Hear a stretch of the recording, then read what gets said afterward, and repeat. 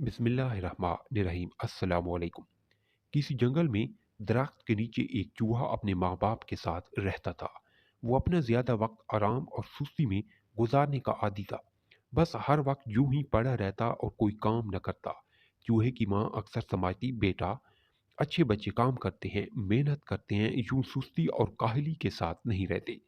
तुम छोटी सी चींटी को नहीं देखते जो सख्त मेहनत करती है और अपने से कई गुना ज्यादा बोझ उठाती है। अम्मा, ये चींटी कहाँ रहती है?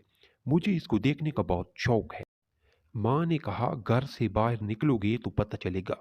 जाओ, अगर चींटी को देखने का इतना ही शौक है तो जाकर उसको तलाश करो और देखो वो किस कदर मेहनत करती है और अपना और अपने घर वालों का पेट पालती है। चूहे के दिल में चिमटी को देखने का शौक बढ़ गया और वो एक रोज अपनी माँ से इजाजत लेकर चल पड़ा। चलते चलते उसे एक जानवर दिखाई दिया जो अपनी पोस्ट पर बहुत वजन उठाए जा रहा था। चूहे ने उसे चिमटी समझकर सलाम किया। इस जानवर ने बताया कि मैं चिमटी नहीं बल्कि कछुआ हूँ।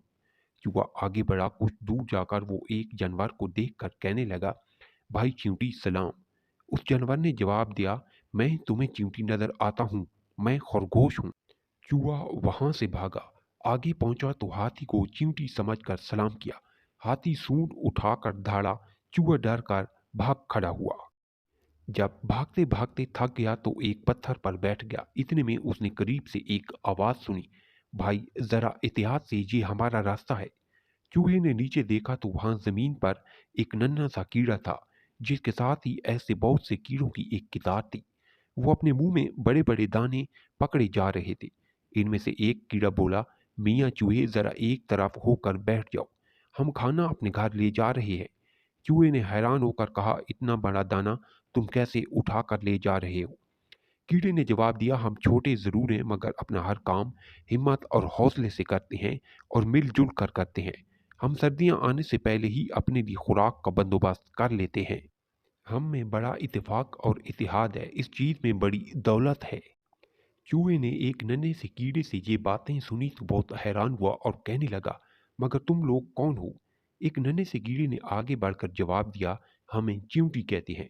चूहा बहुत खुश हुआ और बोला, भाई चींटी, वाकई तुम्हारे बारे में जो कुछ सुना था तुम वैसी ही निकली। तुम लोग अपना काम बड़ी मेहनत, लगन और मुनज़्ज़िम होकर करती हो। चूहा अपने घर वापस पहुंचा और अपनी माँ से वादा किया कि आइंदा चिंटी की नसीहत पर अमल ज़रूर करेगा। अगर आपको ये स्टोरी अच्छी लगी है तो मेरे चैनल को सब्सक्राइब ज़रूर करें और कमेंट भी ज़रूर